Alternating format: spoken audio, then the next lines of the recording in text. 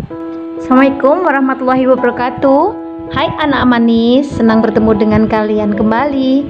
Hari ini kita akan kembali belajar untuk materi kelas 6 sekolah dasar. Anak-anak, bagaimana kabar kalian? Semoga semua baik-baik saja ya. Tetap semangat untuk belajar. Oh ya anak-anak, mari bersama lawan corona dengan berprotokol kesehatan yang benar. Anak-anak yang hebat, kita akan memulai pembelajaran dengan ilmu pengetahuan sosial KD 3.2 dan 4.2, yaitu pengaruh ilmu pengetahuan dan teknologi terhadap kehidupan manusia. Mari anak-anak, kita memulai pembelajaran kita kali ini dengan membaca doa terlebih dahulu. Berdoa dipersilahkan. Materi yang pertama yaitu anak-anak, pengaruh penemuan Profesor Habibie terhadap kehidupan manusia. Silahkan kalian perhatikan.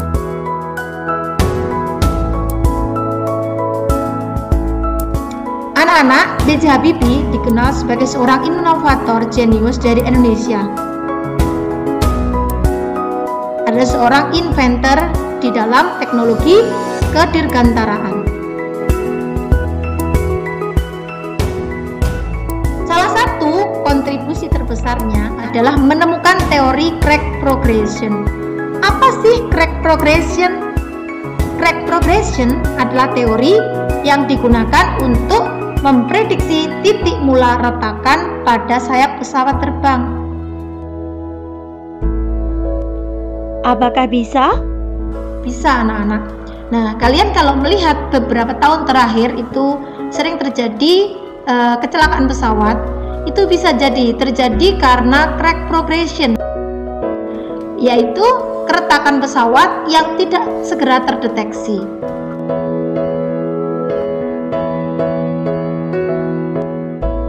Anak-anak, mari kita lihat peran Profesor Habibie dalam mengatasi masalah crack progression. Dan kejeniusan Bapak B.J. Habibie berhasil menemukan teori yang merumuskan sehingga sangat mendetail. Perhitungannya presisi sampai tingkat atom.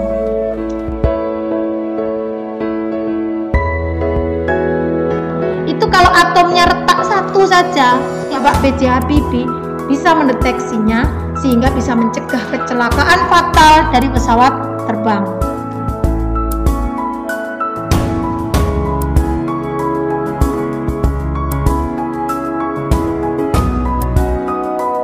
Penemuan beliau itu dihargai oleh dunia internasional.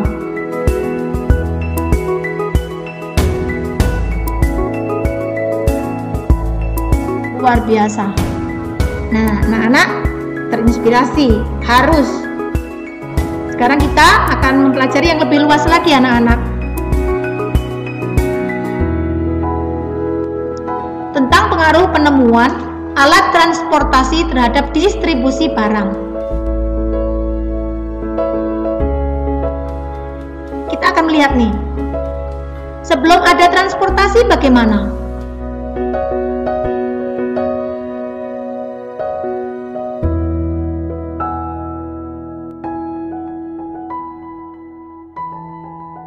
Jadi kalau di sini ada produksi makanan ringan, jualnya hanya di Kesamben, maksimal hanya sampai ke Blitar, tidak bisa sampai ke wilayah luar di Indonesia karena jangkauannya sempit, tidak ada alat transportasi. Nah, efek yang lebih parah anak-anak, laju ekonominya lambat. Kenapa? Memproduksinya saja sedikit, nyebarkannya yang jualnya juga hanya di lingkungan, maka uangnya dapatnya kan sedikit, sehingga lambat laju perekonomiannya. Sekarang kita cek nih, setelah ada transportasi modern, jangkauan distribusinya luas. Selain kegiatan distribusinya luas, itu juga lebih mudah, cepat, mudah, efektif. Dan yang terakhir, kalau semua orang bisa mengkonsumsi, memproduksi, dan mendistribusikan barang dengan cepat, maka uang yang didapatkannya juga banyak. Aliran ekonominya juga akan cepat berkembang. Nah, latihannya masih tentang alat transportasi. Gambar yang pertama ini adalah yacht. Kalian lihat ini adalah gambar perahu ya. Jadi kapal pesiar, kapal penumpang ataupun kapal barang. Kalian cukup temukan dampak transportasi tadi, yaitu yacht atau kapal terhadap kehidupan manusia. Jangan lupa tulis di buku tulis ya anak-anak. Gambar yang kedua adalah gambar Mas Haki membawa pesawat terbang. Nah, sekarang kita lihat apa sih manfaat penerbangan perintis yang diusahakan oleh Mas Hakim terhadap perekonomian. Perintis maksudnya untuk daerah-daerah yang sebelah pedalaman Indonesia. Kita sampai pada materi terakhir yaitu ilmu pengetahuan alam KD 3.4 dan 4.4, rangkaian listrik seri dan paralel. Semua sudah tahu listrik kan? Semua pernah mencolokkan HP kan? Nah, sekarang kita akan mempelajari bagaimana mekanisme dari rangkaian listrik. Rangkaian listrik disebut juga untaian atau hubungan listrik. Jadi dihubungkan sejumlah alat listrik seperti stop kontak, saklar, tombol, fitting, bola lampu, dan lain-lain sebagainya menjadi suatu alur atau rangkaian. Jika rangkaian itu ditutup melalui kabel, jadi dirangkai, disambung-sambung melalui kabel, maka alat listriknya disusun sedemikian rupa sehingga arus listrik mengalir, disebut rangkaian listrik tertutup. Jenisnya ada 3. Yang pertama rangkaian seri. Ini gambarnya anak-anak lihat ini ya. Jadi dalam lampu rangkaian seri ini ada baterainya dijajar ya, dijajar, bukan sejajar. Jadi berurutan. Hanya ada satu kabel. Lalu melalui saklar, terus ada lampu 1, lampu 2, kembali lagi ke baterai. Ketika hanya ada satu kabel seperti ini disebut rangkaian seri. Ya. Rangkaian seri adalah rangkaian listrik yang komponennya secara berderet. Hanya ada satu jalur aliran listrik atau hanya ada satu kabel. Itu kesimpulannya anak-anak. Oke. Rangkaian yang kedua yaitu rangkaian paralel. Ini gambarnya ada kabel yang bercabang, terus lampunya juga disusun secara sejajar ya. Sejajar pada cabang pertama dan cabang kedua, selanjutnya digabung kembali menjadi satu ya. Kalau ada cabangnya dan sejajar maka disebut rangkaian paralel. Apa kesimpulan dari rangkaian paralel? Ya benar, rangkaian paralel dapat lebih dari satu jalur listrik atau cabang. Sekarang apa sih perbedaan seri dan paralel? Ini gambarnya.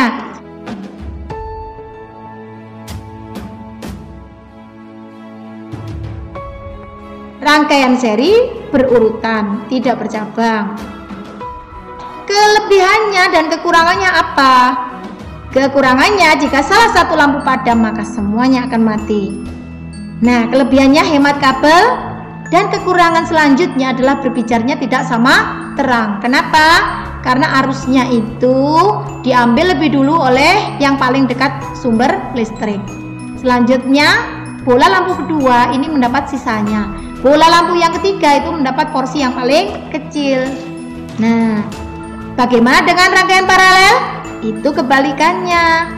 Rangkaiannya bercabang, terus ada kelebihannya. Jika satu lampu padam maka lampu yang lainnya akan tetap menyala. Kekurangannya boros kabel karena bercabang-cabang tadi. Terus berbicaranya sama terang. Selain berbicaranya sama terang, anak-anak juga ini lebih efektif karena mudah diaplikasikan di rumah-rumah kita. Silahkan lihat contoh berikut ya anak-anak.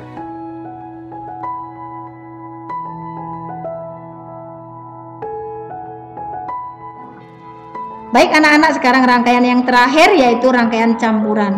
Apa sih rangkaian campuran? Jadi campur ya, digabung, artinya digabung atau dikombinasi antara seri dan paralel. Ini contoh gambarnya. Nih ya, kita perhatikan. Ini baterainya itu berderet atau berurutan, ini namanya seri. Selanjutnya ada saklar 1, saklar 2, dan saklar 3. Karena cabangnya berbeda-beda, ini paralel. Setelah saklar 3 itu ada lampu yang diurutkan, itu juga rangkaian seri. Ada baterai seri, ada saklar yang paralel dengan lampu yang L1, L2 paralel.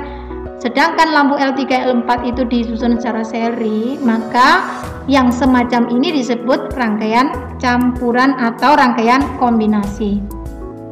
Baik anak-anak, penghujung. Sudah paham semua kan?